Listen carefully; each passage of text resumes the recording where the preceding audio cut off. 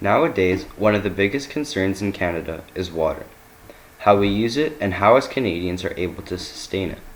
Many things affect the sustainability of this precious resource, and yet we continue on like there are no effects to our actions.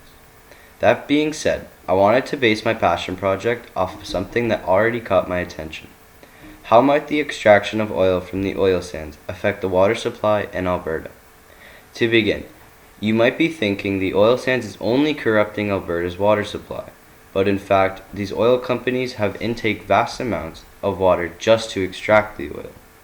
This was a great surprise in my research as it took me on a totally different path, looking into statistics based on this finding.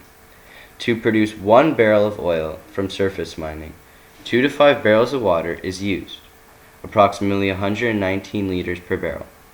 In 2014, 2.3 million barrels of oil were being produced every day, meaning approximately a billion liters of water was used up. This amount of water exceeds the amount of water that the city of Toronto, with a population of 2.86 million people, uses annually.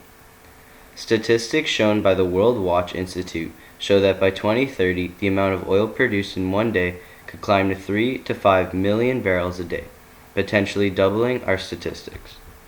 The big question is, where is all this water coming from? And that is just what I wanted to find out. Lake Athabasca, sitting at the 8th largest lake in all of Canada and the main resource in the form of water for Alberta's oil sands, provides the oil industry with huge quantities of water. One of the bigger concerns of this matter is the increase of polycyclic aromatic hydrocarbons found in this lake. These PAHs are not only polluting the water, but disrupting the ecosystem. PAHs appear when groupings of chemicals caused when fossil fuels and biomass are incompletely burnt.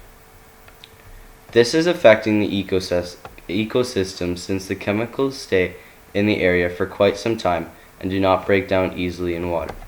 These chemicals have shown to be able to deform fish swimming in the oil sands region.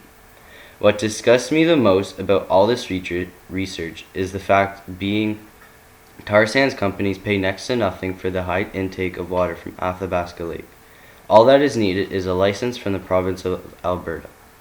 Many of you might be thinking, why care? Well, fellow classmates, after these oil companies use the water they intake, the companies decide to pour their recycled water back into underground aquifers or into tailing ponds. This essentially adds high amounts of harmful chemicals and oil into our drinking water. Thank you for listening.